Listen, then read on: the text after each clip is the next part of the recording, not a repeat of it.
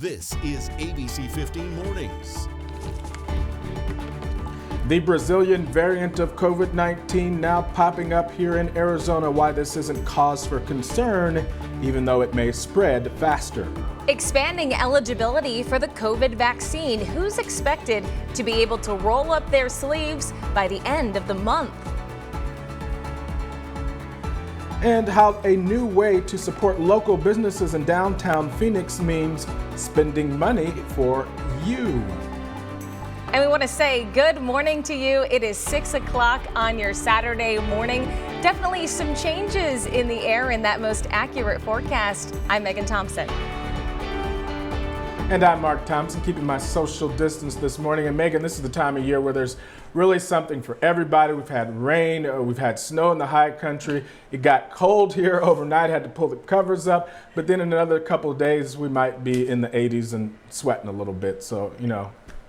You got it exactly right. Something. Everybody's got something, from having to turn the heater on one day to the AC on by the end of that 7-day forecast. Lots of changes to talk about. And I know many of you may be waking up in your area, looking outside and seeing some snow, or looking outside and feeling the pitter patter of that rain. As we look at clouds and radar to track where it is at this point, we see the valley mostly clearing out at this moment. It doesn't mean we're done. Queen Creek, Apache Junction, Fountain Hills could be seeing still some sprinkles in the area. Southeastern Arizona really active, San Manuel and Tucson seeing that, and in the northern part of the state, mostly Kingman and Payson along the rim. Flagstaff getting a bit of a break at this point. When it comes to the rainfall totals so far, less than 1/4 inch is what we're tracking here in the valley, but it is something, and we do have more chances coming our way today here in the valley, and those snow chances statewide. I'll walk you through a futurecast coming up. Megan, thank you. And our big story this morning, we continue to track a new variant of the coronavirus found here in the state. It's called the Brazilian variant, and state health officials say that it spreads faster. The Department of Health Services discovering it in 3 test samples. It was first detected in the United States more than a month ago, but these are the first cases here in Arizona. And while this variant may spread faster, various studies suggest that the vaccines that are currently in use are effective against it. Now to the very latest in the vaccine rollout. Nearly 21% of Arizonans are now vaccinated. 1.4 million people in our state have had at least one dose, and more than 870,000 people are fully vaccinated. Today, a new vaccination site opening up. This new location will be up and running from 7 this morning until 1 p.m. at Cortez Park in Phoenix. To register, you want to call the number on your screen. That's 888-587-3647. This location is part of a community effort to vaccinate those in underserved minority populations. The site will be giving Johnson & Johnson shots to adults 55 and older, and those included in Phase 1A and Priority 1B groups. The VA health system in the valley now opening appointments to any enrolled veteran of any age. Vaccines are now available at 4 different VA locations. And right now the president is pushing to have the vaccine available to every adult by May. But the question is, can the state keep up and handle that? The governor on KTRA radio says that he believes that we are right on schedule. And the state health director, Dr. Kara Chris, saying that smaller counties like Greenlee and Gila have already opened up to the general population in their areas, a pattern that she expects to continue. We anticipate that some of them are going to be able to move much quicker than our more populated counties. So we wouldn't be surprised if we saw them start to move into age groups earlier. Right now, those 55 and older are eligible for the shot, along with frontline essential workers. The state expects to move to 45 and older by the end of the month. In Cochise County, officials saying if you don't live in the county, stop scheduling appointments there. They've seen people from Maricopa, Pima, Pinal, and other counties continuing to schedule appointments in Cochise County. And just this week, they had to cancel more than 200 appointments because of all the confusion. And right now, those $1,400 stimulus checks are starting to head to millions of Americans across the country. This is 25% of all adults in the United States have already been vaccinated, at least receiving one shot of the vaccine. ABC's Karina Mitchell with where things stand now. As people receive their stimulus checks, President Biden is promoting the $1.9 trillion relief plan, promising this to millions of American families.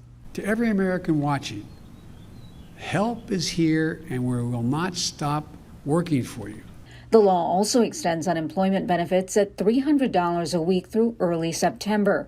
President Biden is also directing states to make every American adult eligible for the vaccine by May 1st, aiming to reach every part of the U.S. Plans are in the works for a national website and a new 1-800 number to help people find the vaccine. In Iowa, a programmer created a Twitter account to alert people about appointments. It's gained thousands of followers since going live Wednesday. Brian Finley created at IA Vaccine Alerts. I've had people that have said that, they're in tears having gotten vaccine appointments for loved ones and family members. Knowing that I had the ability to do this kind of thing, I would almost have felt guilty not putting it out there. All of this as 22 states ease restrictions. Tennessee's governor making his pitch to spring breakers and tourists. Tennessee is open for business. Meantime, the White House is hoping to have loved ones able to gather in small groups by the 4th of July. Karina Mitchell, ABC News, New York. Another life lost to COVID-19, the Valley saying goodbye to a well-known businessman who was also a big philanthropist in the area. Michael Yates tested positive for COVID-19 at the end of December. He was hospitalized by January 6th and spent 43 days in the hospital. His health went up and down. He had COVID pneumonia, then damage to his lungs, then a stroke, and then bacterial pneumonia. His body just took too many hits through all of this, and he ultimately passed away last week. His family was by his side during those final moments. It's been hard. It's actually been horrible. It's a horrible place to be in, too, because it's like you want everything to go back to normal with COVID. I do. I want the vaccine to be everywhere and everyone to be able to live their life. But then it's also like it was too late for him. Yates was on the boards of the Make-A-Wish Foundation and Phoenix Children's for many years and started Yates GMC Buick in Goodyear 35 years ago. He leaves behind a legacy that his family will carry on. They've created the Michael Yates Memorial Scholarship Fund in his honor at Agua Fria High School in Avondale so that his love for helping the community will also continue. That information is on ABC15.com.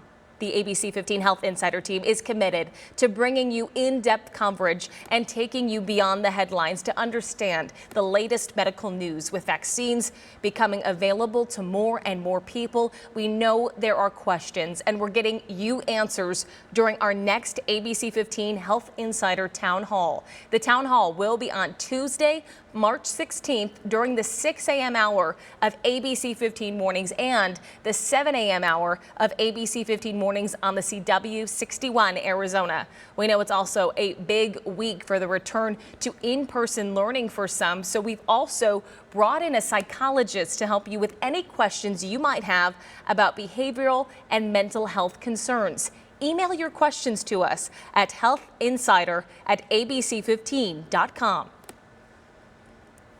Meanwhile, a local organization is launching a voucher program to help small businesses and restaurants in downtown Phoenix. The $5 vouchers can be used at 50 different businesses in the area. You have to spend at least $15. Then at the end of the week, businesses turn in those vouchers to DTPHX and they will get a check for that amount. But I think downtown is unique in that our downtown businesses, as you know, rely so heavily on convention traffic and special event traffic. We just need to kind of get through this challenging time because better times are absolutely ahead. Now, the vouchers aren't available to the public. The organization is giving them to people either living, working, or going to school downtown. Coming up on 6:10 now on your Saturday morning, and we are tracking some changes in that most accurate forecast that could absolutely be impacting your weekend plans depending on what you have going on. So let's look at clouds and radar to see where the storm is in our state right now. We're seeing some activity in Kingman. Flagstaff has died down just a little bit, but not for long. Show Low seeing some snow showers this morning, also in southeastern Arizona, getting the bulk of the activity at this hour. We are going to see our valley rain chances continue today, though, through midday. Some of our best chances are between 10 and 12 p.m. today, with rainfall around 1/4 inch possible. Storms also could develop some small hail or graupels, so keep that in mind. As for the high country, we do expect those snow showers to continue through today too. Mostly midday is when a lot of that activity will really pick up. How much are we talking? An additional 3 to 5 inches above 6,000 feet. So coming up in just a little bit, we're going to go through Futurecast to see exactly the timing of these storm systems and what you can expect for the rest of the weekend. That 7-day forecast brings a lot of changes, a little all over the place here in the valley. So I'll walk you through that ahead. The state of education through the eyes of Arizona students. The new documentary that's shining a light on their experience during the pandemic.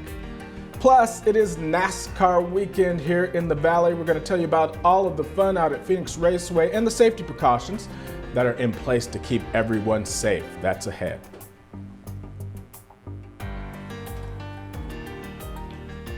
Thanks for watching ABC15 Arizona, streaming 24/7 on Roku and these streaming devices.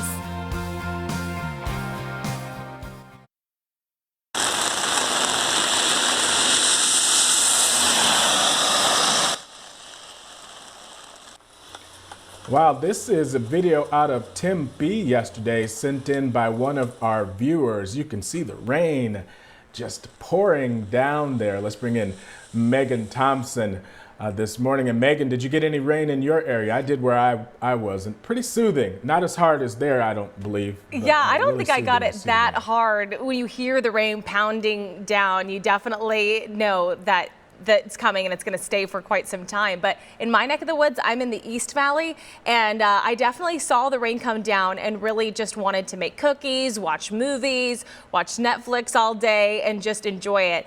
My dog also really loved it for sure, running around and playing out there.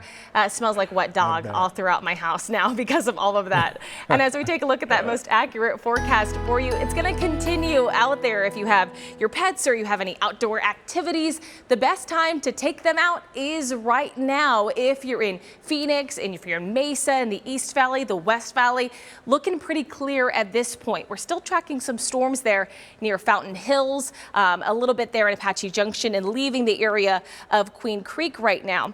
Where we're tracking the storm at this early hour on your Saturday morning is mostly in southeastern Arizona at this point. San Manuel, Tucson getting the most action. To the north, Kingman seeing it, and Payson along the rim. But really the whole northern part of the state, we're going to be experiencing that rain and snow throughout the day today. As I show you Futurecast, this is put into motion around 1 p.m. today. So you still see those lingering chances in the northern parts of the valley for that rain, and then also to the high country, Grand Canyon, Flagstaff, Sedona, Payson, also spots there in Show Low. And these storm chances linger around throughout the day and through the evening tonight. Here in the valley, our storm chances continue through this evening. The best chance in that midday hour. As we look at those highs today across the state with this storm system, our temperatures in the Phoenix metro dropping into the low 60s for a high. 30s in Show Low, Heber, and Payson. Also 30s in Flagstaff and the Grand Canyon. Prescott, upper 30s, 51 in Kingman, and 68 degrees in Quartzsite. When it comes to your Flagstaff forecast, if you want to head to the high country, I would caution you on going today. We still have all of those storm chances I was just showing you on Futurecast. It'll be icy and slick. Come tomorrow, those those storm chances die down before they return again on Monday and Tuesday. So best chance for travel would be Sunday. Please keep in mind, though, that they will still have slick roads. As we zoom into Futurecast in the Valley, this is what we're talking about with that extra chances of those storms around that noon hour in the northern parts of the valley. We do see those sticking around just a little bit around 10 p.m. and some blurbs in the overnight hours, but mostly just some cloud cover moving in tomorrow. So here's what it comes to with those chances. We have a good chance in the morning hours and the midday hours. Evening, we still have a chance, but it doesn't look very likely. And then those storm chances really clear out for us. For your valley planner and your temperatures, though, 40s by 7 a.m., 50s by 8 a.m., and then we get to 54 by 10 a.m., 58 degrees by noon. So today, that high of 63 degrees is 13 degrees below the average for this time of year. So definitely a chillier day with that rain in the forecast. Then 71 tomorrow as those storms clear out, but breezy conditions do continue. We get to 75 degrees by Monday, which is back in the normal range for this time of year, only before we drop off again on Tuesday and then warm back up again on Wednesday. 76 for us. The 80s come back on Thursday, 83 degrees, Friday, 87. All right, Megan, thank you. Well, the state of education as seen through the eyes of students. This says tens of thousands of students in Arizona will head back to in-person learning on Monday. And we're now getting some new insight into their experiences and emotions that they've been going through during the pandemic. Here's ABC 15's Danielle Lerner.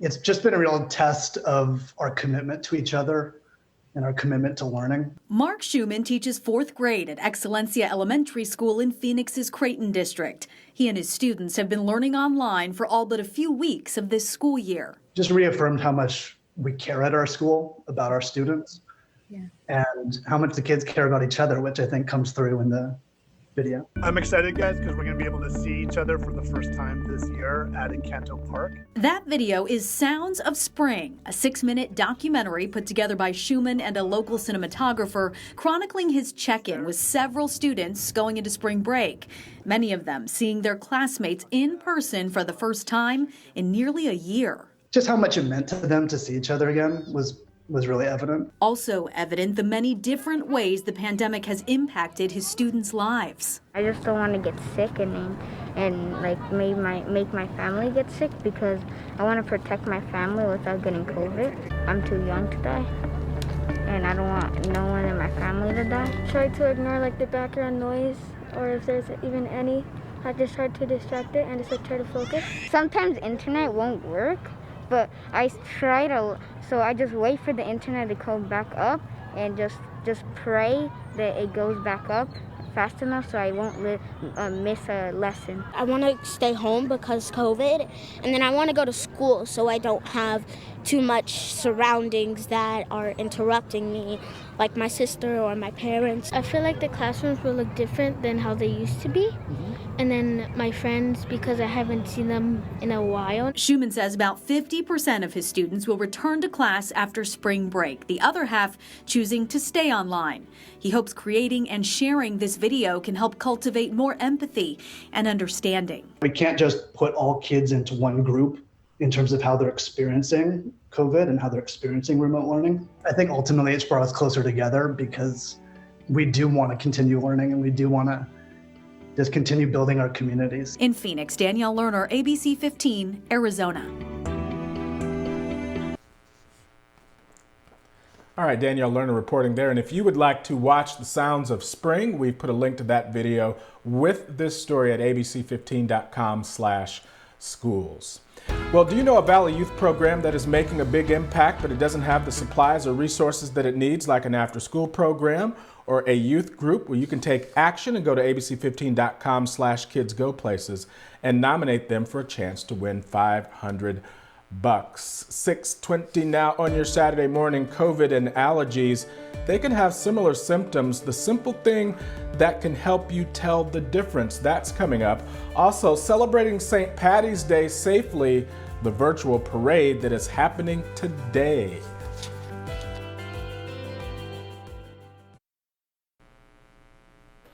Welcome back, everybody. It is allergy season, and with so many of us keeping a close eye on our health nowadays, it can be tough to try and really separate some of the symptoms, especially with COVID playing so much of a part in everybody's lives and always on the front of mind. ABC 15's John Genovese, he spoke with some health experts who are breaking down the differences.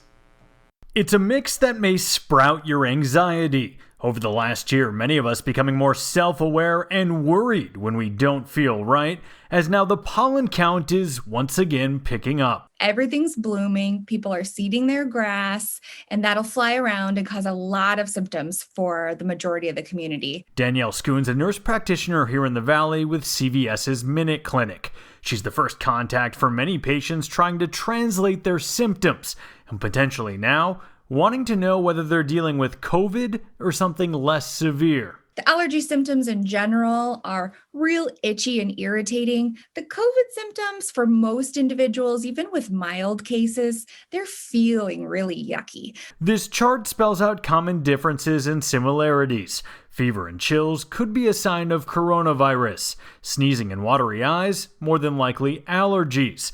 But both can cause cough, fatigue, headaches, and congestion. Still, Schoon says there is really one telltale trait. The big symptom that they do not share is COVID often comes with the really hallmark slam dunk symptom of sudden loss of taste and smell. That is a really reliable indicator that this is not a plain virus or seasonal allergies, but indeed this is likely the pandemic infection. And whether allergies or something more, you're bound to feel uncomfortable. But Schoon says there's no need to stall on the track to getting better. There are a lot of allergy triggers that are not just seasonal.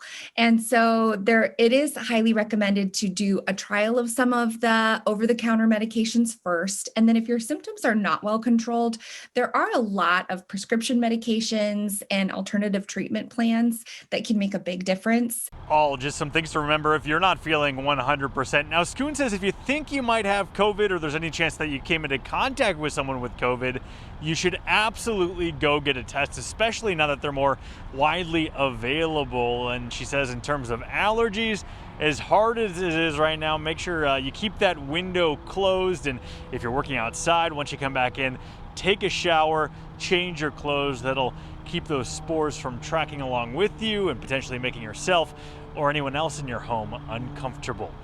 For now, John Genovese, ABC 15, Arizona. John, thank you. A multiple $million settlement for George Floyd's family. How the money will be used to keep his memory alive. As an influx of migrants try to make their way through the U.S.-Mexico border, ICE's new plan to deal with a surge.